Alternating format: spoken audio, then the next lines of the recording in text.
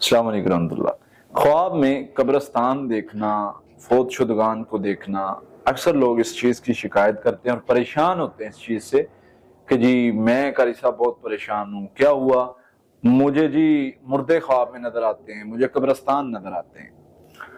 देखें, ख्वाब में कब्रिस्तान को देखना हर ख्वाब बुरा नहीं होता। ख्वाब में अगर आप कब्रिस्तान को देखते हैं और कब्र को देखते हैं तो इसमें आपको बसा औकात आपकी इस्लाह हो रही होती है, बसा औकात आपको यानी इबरत का निशान दिखाए जाते हैं कि इंसान की जगह क्या है, या इंसान उस चीज़ को ख्वाब एक ऐसी कैफियत होती है जिसमें इंसान फील कर रहा होता है कि मैं रियलिटी में यहाँ पहुँच गया हूँ, और वो बेबसी की हालत और वो सारी कैफियत दिखाई जा रही होती हैं कि इंसान समझ जाए, इंसान अपनी जो दुनिया के मामलात में उलझा हुआ है, ये दुनिया को सब कुछ समझ के बैठा हुआ है, इस चीज़ से बाज आ जाए।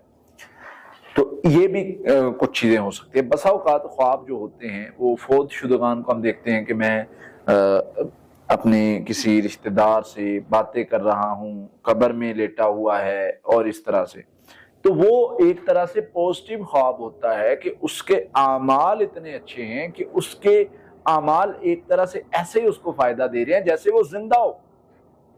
यानी जिंदा बंदा जितने अच्छे अमाल कर रहा है उसको इसी तरह यानी उसको वो चीजें मिल रही हैं जैसे वो जिंदा है। तो इसलिए इस चीज को समझना चाहिए कि जो ख्वाब होते हैं वो यानी हर ख्वाब इस तरह कब्रिस्तान या फौत शुदगान को देखना वो बुरा नहीं होता।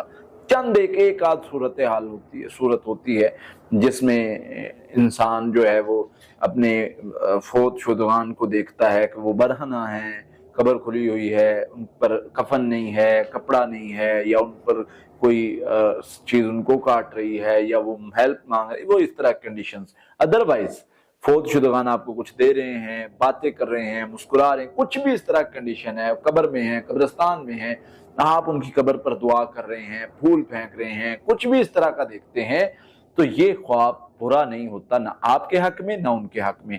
इसलिए इस तरह के ख्वाब देखने के बाद खौफजदा या परेशान होने की जरूरत नहीं है, बल्कि जिक्र के साथ जुड़ने की जरूरत है, मजीद अल्लाह के करीब होने की जरूरत है। कि बसा औकात आपको दिखाया जाता है कि वो बंदा इतने अच्छे अमाल करता था तो अल्लाह ताला ने तुम्हें दिखाया कि अल्लाह ताला के यहाँ उसका क्या शान और मुकाम है। बसा औकात तुम्हें डराया जाता है कि दुनिया तुम इतनी कमा रहे हो, आखिर तुम्हारा ठिकाना ये है। तो इन चीजों को समझिए।